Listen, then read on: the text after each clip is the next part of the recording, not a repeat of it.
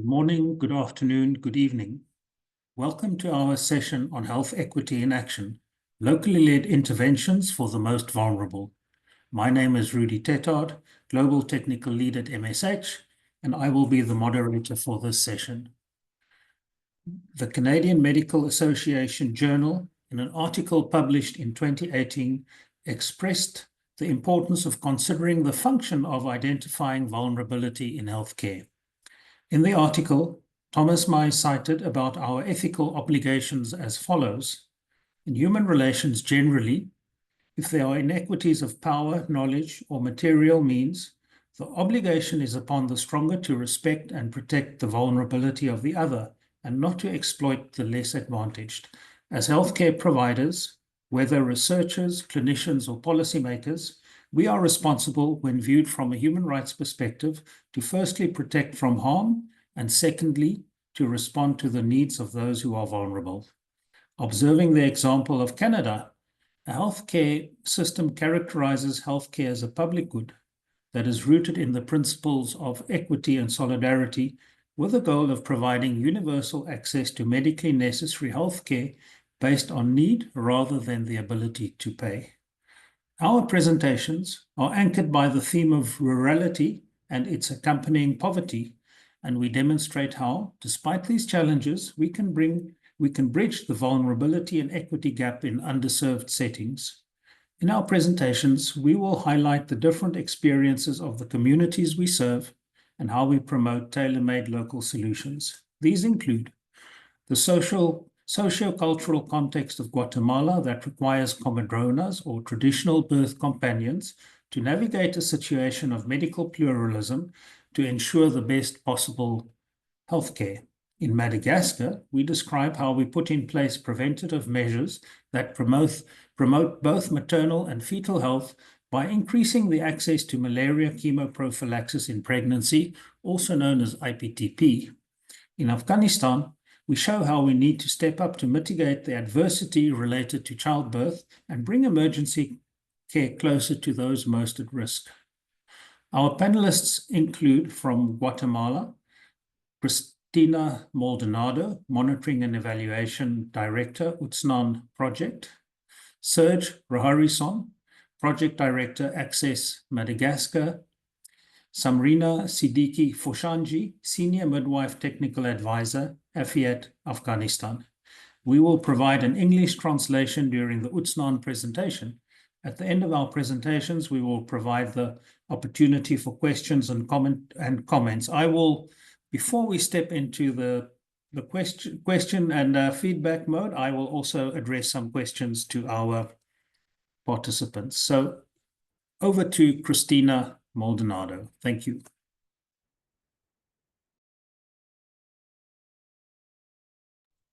Buenos días, soy Cristina del Proyecto Madres y Bebés Saludables de Guatemala.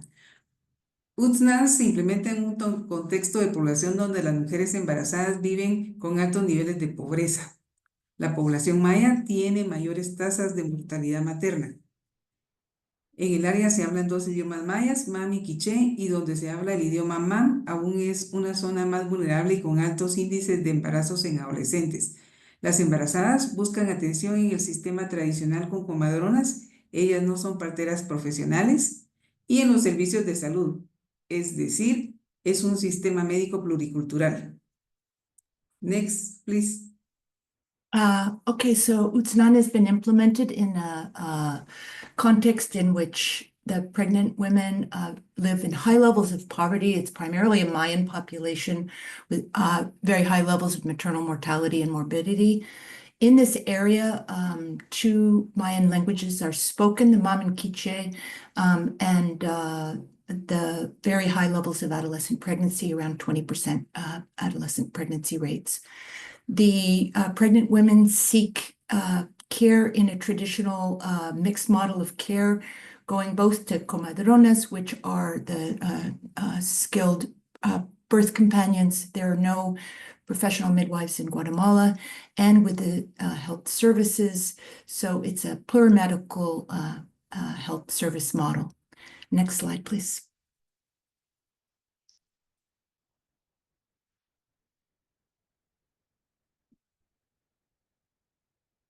Adelante, Cristi. Para mejorar el acceso de las mujeres embarazadas a los servicios de salud, se ha fortalecido a las comadronas, en su mayoría analfabetas, con un sistema de referencia de tickets con imágenes para que lleguen a la atención prenatal grupal, a la atención clínica y refieran a embarazadas adolescentes. Los grupos son facilitados por proveedores que hablan el idioma local y se forman por trimestre de embarazo. So in order to increase the access of pregnant women to the healthcare services, we've built the work to strengthen the capacities of comadronas who are, for the most part, have low literacy levels, and work to integrate a system of a sort of a ticket system with images in which comadronas use these tickets, give them to women so that they're used to women, bring them when they seek health services at the center, and the comadronas are referring them both to individual and group MNCH and doing the household outreach in order to reach these women and then refer from the household to the community. The group MNCH sessions are facilitated by healthcare providers at the primary care level who speak local indigenous languages, and the groups are primarily organized by gestational age.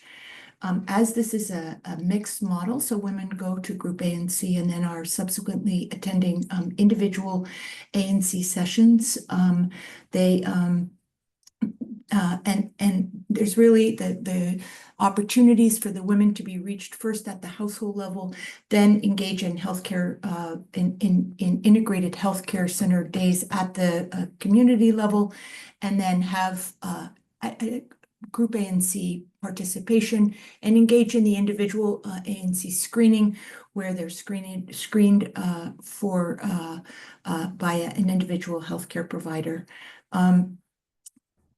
Adelante, Cristi. Next slide, please.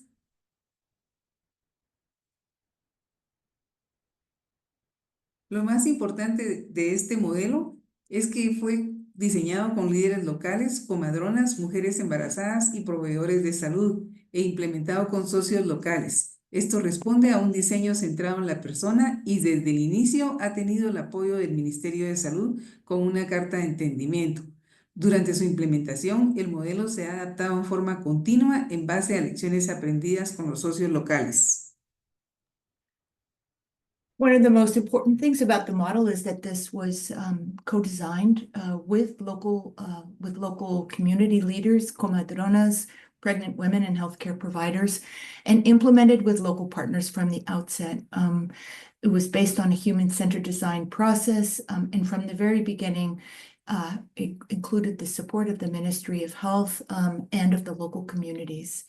The model has been adapted continually as based on feedback from the community and lessons learned with the local partners.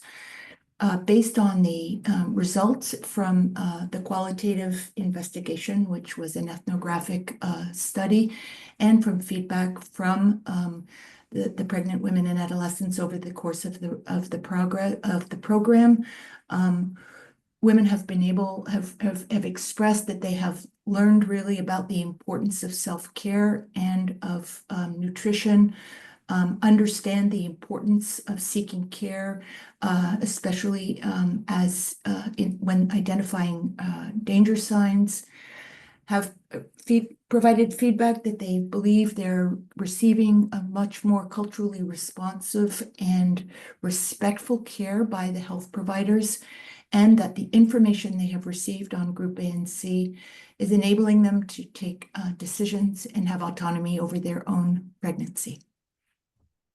Thank you. Thank you, Christina and Martha, and for leading us through how we can manage the different worldviews that we sometimes have to accommodate in our service provision. Serge, over to you in Madagascar.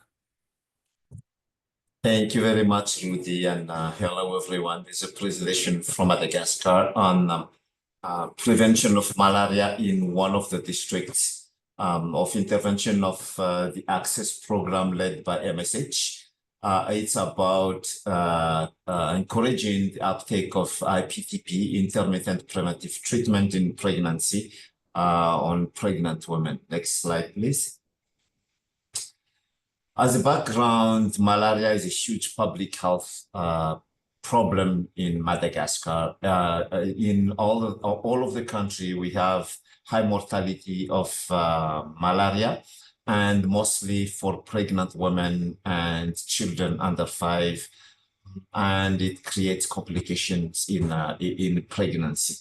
Geographical accessibility of healthcare is very problematic in Madagascar. Most of the population live more than 5 kilometers from health facility. Major issues in infrastructure, road infrastructure and transportation, and the most vulnerable layer of the population live in a rural area without access to the formal health system. Now, to address the mortality linked to malaria, the Ministry of Health has pushed all of its partners to focus on prevention of malaria, including encouraging us to increase the uptake of intermittent prevention and treatment of malaria to set in 55% during the year 2024. Next slide. As of in intervention, the access program has worked in multiple regions and multiple districts. One of them is the district I mentioned here, is one of the 60 districts that the access program is working on. We trained the community health volunteers, those ones on you see on the picture. There are 18,000 of them working with the access program throughout 11 regions of Madagascar, 60 districts in total. We are working on malaria, 60 out of 111 districts in the country. We designed implementation tools for them to work to identify the pregnant women, to visit them, to record what they do. And most importantly, those community health volunteers go home by home, number one, to identify the pregnant women in their homes. And again, they really live far away from the health facilities. So if they get sick, they don't have necessarily access to the formal health system. They identify those pregnant women, they treat them. If they have malaria, they do a rapid diagnostic test for them, and they encourage the pregnant women to go to the health facility and get the sulfadoxine pyrimethamine that they need during the antenatal visit. Also, they screen the entire household, and if there is a malaria positive person in the household, then they are able to immediately provide treatment. From November 2023 to January 2024, just in 4 months, our community health volunteers were able to visit almost 8,000 households. I agree that this is only 1/4 of the households that are eligible for home visit, but even if with 1/4 of the home visits, we got very encouraging results. Next slide, please.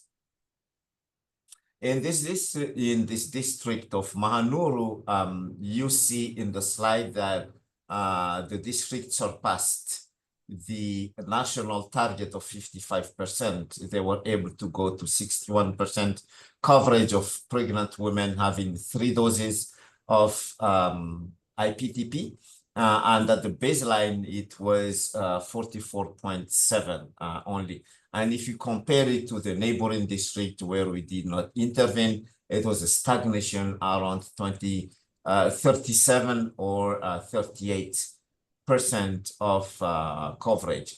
It means that this intervention has proven to be efficient, provided those vulnerable population living in very remote area to have access to quality services, preventing them from preventable deaths and complication of pregnancy. I am here for further questions if you need, but that's the end of my presentation. Thank you very much. Thank you, Serge. And thank you for showing the effort that is required to really push some of these preventive services into these rural communities and people who really need them. So now we want to take you to Afghanistan, and Samrina will discuss with us some of the issues related to how we prevent postpartum hemorrhage. Over. Thank you so much. So next slide. AFIAT is a UCID-funded project led by Management Science for Health. It's working in 14 out of 34 rural provinces, as Afghanistan is one of the countries with highest maternal mortality in the world, and postpartum hemorrhage is the leading cause of maternal mortality. AFIAT plan to expand the postpartum hemorrhage management and health facilities lower than the tertiary level, and introduce the safety bundles from Alliance Innovation on Maternal Health in the 14 AFIAT-supported provinces from 2022 up to now.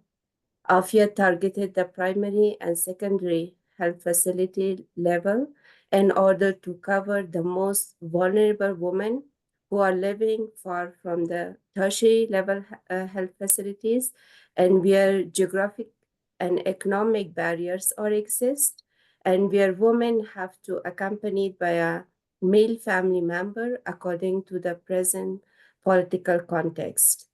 On the map of Afghanistan, you can see the various provinces where the AIM program is introduced.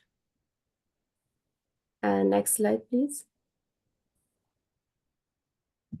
So AIM program has been implemented in 5 phases in these 14 provinces, 45 health facilities.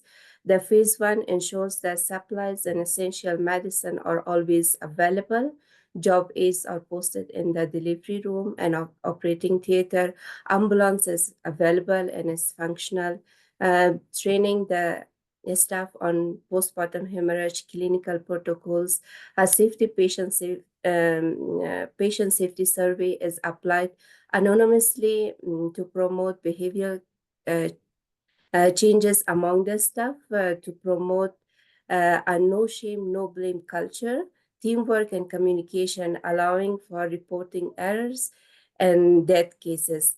Also, the phase 2 speak about training of staff on quantifying and to record blood loss systematically for every childbirth. At that stage, the number of PPH cases increases because PPH cases are recognized and also recorded. In the phase 2, improve teamwork, prompt recognition of PPH cases, and also implementation of preventive measures and proper application of the protocols reduce the rate of PPH cases. And the phase 4, in this phase, low-dose high-frequency sessions on life-saving interventions are given to the eligible staff. Therefore, staff become confident in applying them when needed, particularly in the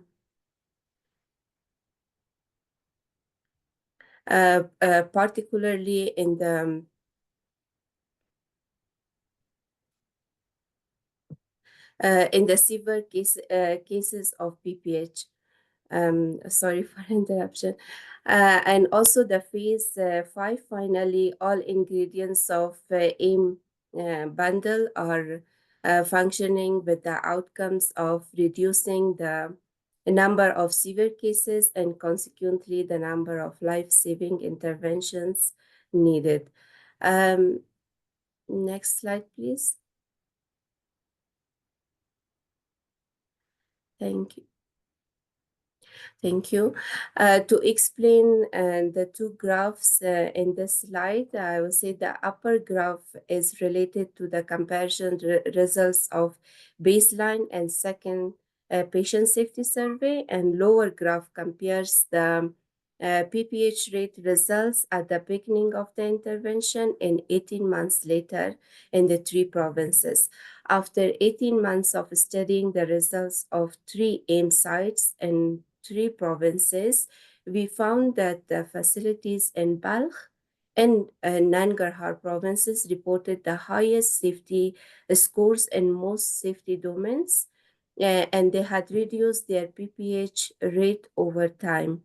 Whereas the Parwan facilities showed the lowest safety survey in all safety domains, and they were unable to reduce their PPH rate. Also, the results suggest that a strong safety culture is essential to achieve clinical improvements in PPH management. Efforts to cultivate a strong safety culture should be included in any program that address obstetric emergencies. And how AIM bundle address vulnerability and equity. And now the rural communities and families know that in those primary or secondary health facilities, the staff is competent to manage obstetric complications like a PPH case without having to go long distance to a tertiary level. This increased the trust between community and health facility and also the health providers, and promote institutional births and save out out-of-pocket expenses as well. Thank you. Over. Thank you, Samarina. As a clinician who worked in rural South Africa and Malawi for several years, these issues resonate very strongly. The drama of a postpartum hemorrhage and managing that, and the real need to make sure that women who are pregnant really are go into their deliveries being in optimal health status. These are very important things, I think. I'm going to pose a few questions. Firstly, I want to ask Christina, what are the main facilitators and barriers to group ANC shared by Mayan women?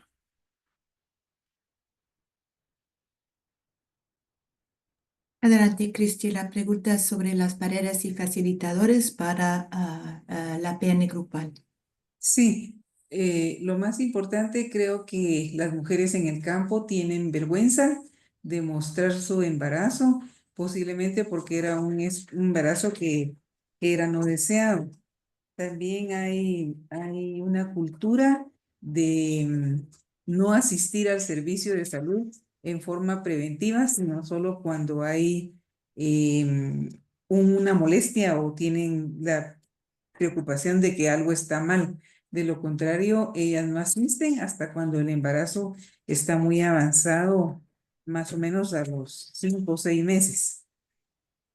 Great. So primarily often women will not seek the antenatal care in this region due to either not recognizing the importance of ANC or not identifying the pregnancy. They'll seek care when they feel discomfort and use antenatal care services primarily for curative but not preventive care. Many report that they feel shame seeking care in their first trimester, and either because they're very young or they don't, or perhaps it's an unwanted pregnancy, but often will not seek antenatal care until the 5th or 6th month of their pregnancy.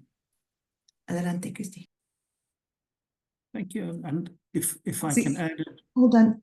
Oh, go ahead. She was just going to finish answering the second part of the question, Rudy. Okay. Sí, tal vez una de las cosas importantes es que para generar confianza en el servicio de salud es importante integrar a la comadrona como un vínculo con el servicio de salud y eso les genera confianza. Eso sí es un factor facilitador contra los que son barreras, así como las campañas de promoción en el idioma local y con líderes locales. También es importante que los proveedores de salud hablen el idioma local. So some of the facilitators include really, we identified the importance of integrating the comadrona, who helps to build trust in the health service and integrate the comadrona in the model of care. It's been a very important component of the success of this model. Also, the women have expressed that the campaigns in local languages led by local leaders to promote ANC and Group ANC has really been a facilitator to care, as well as really the understanding that the providers speak their local language and they feel that they can communicate with the provider in their native language. Go ahead, Rudy. Thank you, Martha. And as a quick add-on, how do you work with the providers to become more accepting of a worldview that may not exactly match the one that they've been trained in? Over. La pregunta, Cristi, es cómo pueden trabajar cómo están trabajando con prestadores que quizás no tienen este mismo enfoque, esta perspectiva sobre la salud, que este componente rural, cómo se está trabajando para también modificar sus perspectivas o aberturas ahí. Cambio. Sí, se ha tenido un enfoque de capacitación permanente. Los proveedores de salud obviamente no siempre están formados para atender comunidades rurales. Entonces se ha capacitado a más de 350 proveedores y esto implica también hacer la capacitación cuando hay rotación de personal y cuando hay personal nuevo. Esto se facilita porque el Ministerio de Salud se ha apropiado de la metodología. So that's a great question. Many of these providers don't actually have the experience working in these rural Mayan communities. And so we've been working to really strengthen the capacity of the providers with ongoing learning and capacity building over the course of the project. Also, this is required just an ongoing training because there's very high level of rotation of staff in these rural areas. It's been possible because the Ministry of Health is very invested in this model and has understood the importance of this sort of cultural capacity building and has really supported this ongoing orientation and collaboration training with the primary healthcare providers over the course of the project. ¿Puedo agregar algo, Marta? Sure, go ahead, Adam. Sí, una de las cosas importantes es que la metodología está pronto, esperamos, incluida en las normas de atención del Ministerio de Salud. Entonces, el proyecto ha empujado esto y una de las cosas que les ha gustado mucho es cómo los colaborativos ayudan a que el Ministerio de Salud pueda comprender la importancia de los logros alcanzados. Christy wanted to add that one of the important elements is that the integrated health norms are being revised to actually integrate the Group ANC model, which has really helped to build the sustainability and buy-in of the Ministry of Health, and that's going to be rolled out, and it's just a key component of the project. Over. Thank you, Martha. I'm sure we can discuss this at length, but we have a question for Serge. How does this experience and its outcomes serve to influence service delivery in Madagascar? What considerations are important for scaling this up throughout the island of Madagascar? Serge? Thank you very much, Rudy. This is for sustainability. This has been led by the National Malaria Control in Madagascar. That's our responsibility to respond to the country's leadership recommendation. It has been decided through a multiple partners meeting and coordination. So it was not just only the project. We as a project to just one day decided to make things happen that way. Has been a lot of effort behind the door to help the Ministry of Health realize what needs to be done, share experiences from other countries, and then come up with a solution that has been shared to multiple partners, and we share the roles and the responsibility. And I think one of the most important lessons that we have learned here is the ownership of the government, the coordination role, and the leadership of the government is key in addressing such challenges in a country like Madagascar. The lesson number two, I think that we have learned for scale up is really adapt the approach to the reality in the field, meaning that we don't have paid community health volunteers. We don't have, those are volunteers in those working in those rural areas. They're not health professionals. Then we need to make sure that this activity fits within their regular work as community volunteers doing home visits. That's part of their role. What we needed to do here is a specific assignment on malaria, specific tools and specific commodities, and of course more intensive work because it's beyond their workload on every day. So how do you fit something that intensive into regular work beyond kind of a one-time operation has been the challenge. But once we discuss with the beneficiaries of the Ministry of Health, under the leadership of the Ministry of Health and with the local authorities, it can work, and that's how we got such a result. Thank you, Serge. Can I ask another question? Sure. Have any of the CHWs expressed their own perspective of how this makes them feel? How does this add value to the work that they're doing? Over.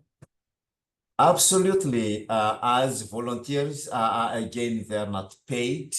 Their motivation is non-monetary, basically. Yeah, there are stipends and everything, but this don't really cover the basic daily needs as for a living. So they are not doing this job as a living. They are giving their time to their communities. And one of the most important motivation factor is the recognition from the Ministry of Health and from their communities on the value they add in their community and making them proud, and has been consistent across the country that, doing this type of work will give them more value and more pride. And I think based on this work, when the Minister of Health for authorities come to their villages to supervision or do some provide encouragement, that's really, you feel that they feel they are important part of national effort to reduce maternal and newborn mortality in their villages. Thank you, Serge. Samrina, you've demonstrated how the AIM bundle intervention reduces PPH or postpartum hemorrhage and addresses an important complication of childbirth. What does it take to bring this intervention to scale, and what recommendations can you make? Thank you so much. So the regular data that we have collected from the implementation of the program in these health facilities was really helpful for the advocacy at the national level, especially at the Ministry of Public Health, and also with the other health stakeholders on the national level.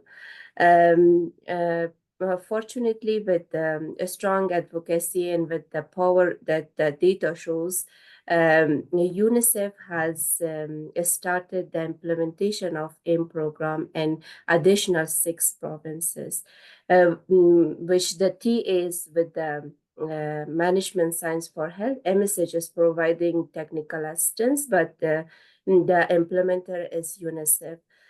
Also, in addition to that, the training of the implementing NGOs in Afghanistan who are implementing the healthcare services, the training of the professional associations like a midwifery association in Afghanistan and the association of gynecologists and obstetricians. So this is also a key activity for scaling up of this intervention and national-wide, as Midwifery Association and also the Gynaes Association. They are also implementing different interventions in overall Afghanistan. So it's and they will play a key role in the implementation and scale up of this initiative. Also, we had started the advocacy for integrating this program and the best practices from safety bundles, AIM safety bundles program into the midwifery pre-service and also in-service training programs. So this will totally help in the scale up of the program. And as I have earlier mentioned, as this program is promoting the safety culture at the health facilities, so it will be very keen for integrating it in any obstetric emergencies program in low resource settings like Afghanistan. Thank you. And a quick last question. As you've been scaling this up, and I think there have been a lot of successes, what is your perspective about how this make health workers feel when they successfully manage such a dramatic event as postpartum hemorrhage? What does it mean for them when they are successful? Yeah, so actually the safety culture within the health facility, it also support not only the beneficiaries, the clients, but also the experience of care for the healthcare providers as well. I think as a midwife that I have also worked in the system, when we are losing mothers during childbirth, it's really a horrible situation for us and also very traumatic. So saving lives and also not only it give a happiness or a pleasure moment for the families, but it also for the healthcare providers. And at the meantime, it build their capacity, confidence, and eventually the communities with trust on the healthcare providers, making their profile in the communities more. Thank you, Samrina. I now want to open this up for any questions or comments. I hope I will be able to see when someone wants to say something. Becca, you may have to prompt me if you can see. Over.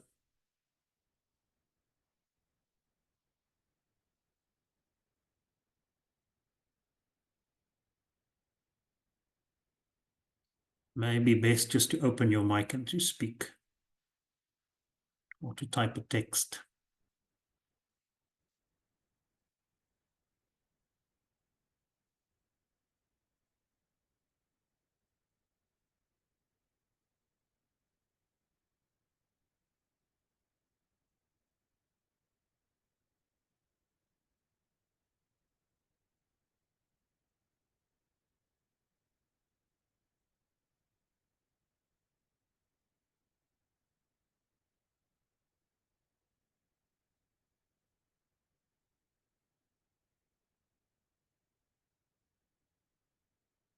Seems to be pretty quiet. We have some folks who would be really interested in answering some questions you may have or listening to comments. There's a question from Barbara in the chat. She asked, were there any unintended results, either positive or negative, from any of the projects? So Can I ask that the first question be addressed by Christina? Did you find anything interesting coming out of your interactions with your clients? Cristi, la pregunta es para ti si encontraste algo interesante en relación a la interacción con las clientes, con las mujeres embarazadas. Y bueno, quizás una cosa que podríamos comentar es la encuesta de satisfacción al inicio, ¿no? Cambio. Sí, una de las cosas interesantes es que las mujeres en el área rural están acostumbradas a no recibir casi nada. Entonces, eso nos dio en una encuesta de satisfacción respuestas como que 80 o 90% y eran muy poquitas las que se atrevían a decir lo contrario. Hasta en la última encuesta que tuvimos de evaluación cualitativa, donde una de las mujeres nos dijo que había aprendido mucho sobre los cuidados de la atención prenatal y su bebé, pero que también aprendió que tiene derecho a recibir una atención buena y de calidad. Entonces quiere decir que ellas saben que deben recibir algo más, no lo poquito que le dan en un servicio de salud. En realidad esos resultados han sido inesperados porque tuvimos 2 encuestas de ese tipo y casi no se atreven a hablar mucho en el cambio.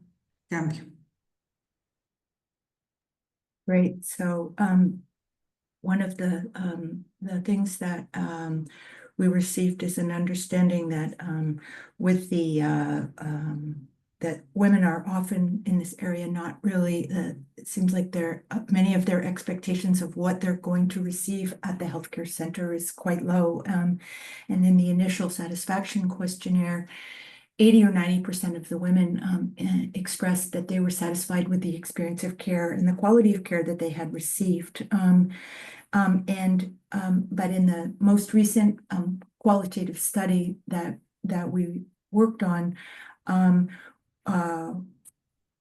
some of the women expressed that they were learning a lot about ANC and they're also that they had learned about the right to receive high quality care and that it was not consistent with the quality of care they had received before, so that the responses on the satisfaction questionnaire started to change as women began to feel a better understanding of what how to understand the concept of quality or what they were entitled to receive in ANC services. Over. And just as a note there, that was one of the reasons that the project started an ethnographic research study in order to really delve into that. Over. Gracias, Cristi. Thank you, Martha. And just to note that I hope you can share some of these results from these studies with a larger community shortly. Absolutely. Then either Serge or Samrina, the question is, so what are the challenges and successes, or what do you perceive or experience as the challenges and successes in working in the MNCH field and working with adolescent mothers? Serge, Samrina, that would be great to hear your perspectives. Absolutely. Thank you for the question. Challenges working in this area, particularly like an example of Madagascar would be the low perception of risk, kind of cultural perception of risk in those rural areas. I'm not sure if this is really because people are used to not have the right services that they deserve. Sometimes people, even in face of postpartum hemorrhage or difficult labor, would always stay at home and just ask for community members to help them, and that's why mortality is very high when they have fever, seizure, or some of those, that we as doctors, as healthcare professionals, know that those are kind of, for example, sign of eclampsia. Those people in the rural communities just say, yeah, that's fatality. And now changing that mindset to have a higher perception of risk and take action immediately and have the right services that they need in those the context of high level of inequity is really mind-blowing to me, and that's one of the raison d'etre of such programs, and that's why we feel that we are very proud of our work to help them access higher quality of care and higher quality of services that they really deserve. Thank you, Serge. So maybe to push that along a bit further, how does one change this perception of risk? Do you have any thoughts about that? I would say attacking both sides of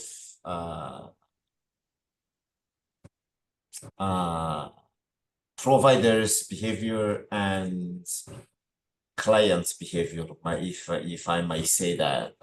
From the communities, you need to build some champions, some people who are aware, people who have experience, share their experience. When you strengthen health facility and there's good service being provided at the health facility, then you tell the villagers, the midwives out there are able to receive you. They are trained to take care of this, and if you go there, please I went there and I had the XYZ problem, and this is what happened to me, to do some testimony. That's from the beneficiaries, I mean, the population's Thanks. side. And Thanks, then Serge. yeah. Thanks, Serge. I think our time is just about over.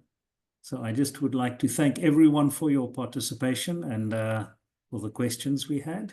And yeah, thanks again. Thank you very much. Thank you. Gracias a todos.